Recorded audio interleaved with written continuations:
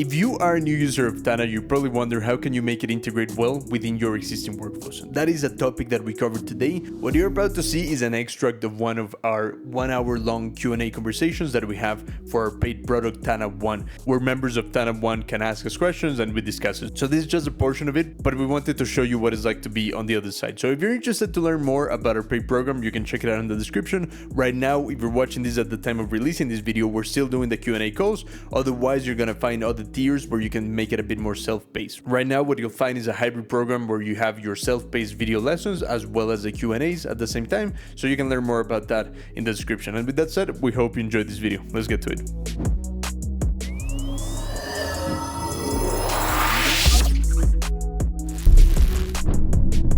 How are you? Anything that you're working on right now? I'm just kind of bouncing around. I'm working through the coursework that you guys put together, and it's just kind of going over the strength of the super tags and how you can create in order to sort and how you can build it out.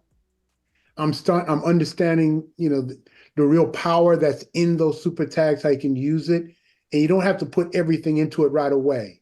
You can add it, and like I said, I like Nick's flow. Going through the first part of lesson 4, I'm like halfway through it, of like working out like a scaffolding type thing, basically just create that framework. And as you're building it out, you're going to be going through iterations of updating and dropping and adding and turning. So I like the way that Nick is going about it. So it's pretty cool. So something I want to try for anything new, but everything I got, I'm like I told you earlier, I got a bunch of my stuff really in mem right now, kind of leaving. I had some stuff I started in Heptabase. Yep. So I was kind of going crazy trying to look at what I'd moved to like Heptabase and reflect and kind of dumping it back into Mem for the time being. Because I still like Mem.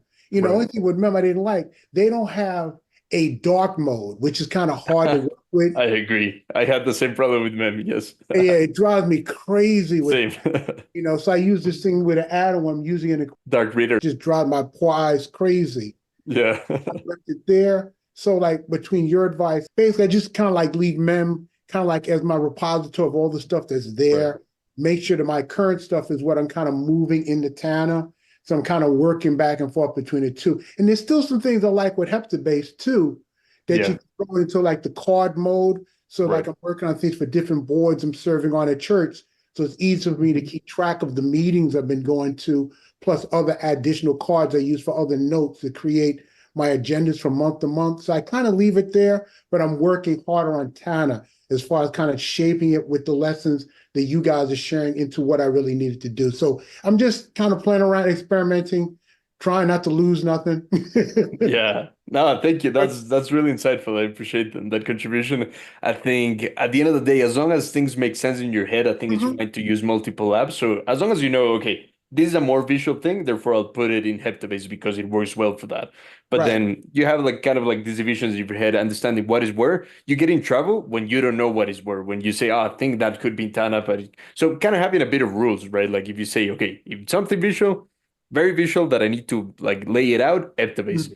But anything that is more of a database, anything that you want to use supertext, Tana. Yeah, like I agree. You're in a transition period. Mem is kind of a repository of everything. So yeah, as long as it makes sense for you. It does. I like Tana. I've been focusing on Tana, for like my daily journaling and stuff from day to day to keep track of stuff. And then I just kind of go back to the other two sources between Mem and Heptabase just to make sure that there's no duplication. Exactly. And I'm not missing anything. I'm kind of like leaving it there at that point and continuing on with what I need to do and Tana, and I can always refer back to it. So far, so good. That's perfect, man. Yeah, and one thing that I could advise in there is like if you start moving certain things over, let's say you have something in Mem that you want to move over to Tana, even though it feels counterintuitive, I would even recommend maybe deleting it from Mem just so that you don't have the duplication. Yeah, exactly. Yeah, that might help. Cool. Point taken, definitely. When I start moving stuff, I wish Tana would come out with. I know they have that one thing with the Tana Pace. Yes. And maybe something I would probably try to take on as far as being able to just move stuff from other apps. But I know there's not a big demand for it yet, so I don't think they're going to work on it. So that's the only thing. Because I remember, I believe Garrett has shared how we had pasted like 500 notes Earlier I think I would lose my mind. So Yeah. I just leave it there. I'll just do. I mean, thank God with the AI, there's being Yeah. in each one. I can just do a search and just see what can bubbles back up that I might have missed. And then if there's something critical, I want to move to Tana, I'll move it. And like you said, just delete it. So I know it's only there. Exactly. Yeah, that's perfect. And yeah, I agree. I still have things in mem, to be honest. Like as much as I don't use it anymore, I still Mhm. have it there just because it's too much of a pain to migrate it all. And Exactly. yeah, like Exactly. that we have that ideal in our head of like, okay, I'll have it all in one app, but actually getting there sometimes it's just a bit of not the most productive use of time. Yeah. Exactly. Just so much time. It's just easy to leave it there. Yeah.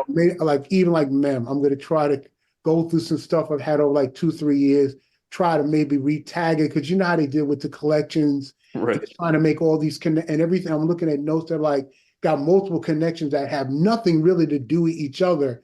Then maybe some key word it might pick up. So I'm Yeah. going back, I'm like deleting collections when I have a moment and just try to see if I can resort just to have it as a clearer repository I can go back to for anything I've got there and then continue on with Tana. Exactly. Yeah, perfect. Anything on your mind, Nick? That's really good. Yeah, this is really interesting. I'm just nodding my head a lot because I agree with both. Like building in Tana, like don't it's not all in one. You can't do everything all at once. You build, test, you explore, yeah. And it's the same thing with like having all of your different apps and everything. Like my intention personally is someday to have pretty much everything in Tana, I think. We'll Mm-hmm. see. But that's my intention. But that's not the case right now. Like Right. Santi and I still communicate mostly in Slack today. Mm-hmm. Things like that. And like visual stuff for Hep to base, like hold off on that for Tana for now. But like over time, migrate from this app and from that app and eventually pull everything together. Mm-hmm. Can I make one random comment at the end Yes, here? please. It's interesting to hear you people complain about the lack of dark mode.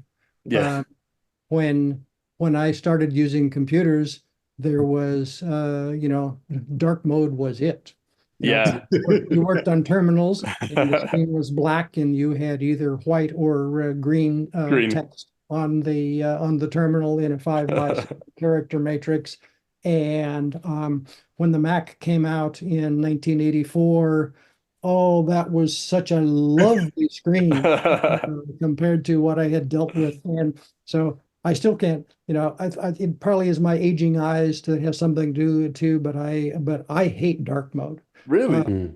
Mm. and another thing, another irritant too, Nick, on one of your things, I tried to I have a shortcut in on the Mac that does a screen capture and OCR to grab the Nice. text, and it didn't grab anything. It did that. So Apple's Mm. OCR doesn't grab any text off your dark mode. It just came up empty. Mm.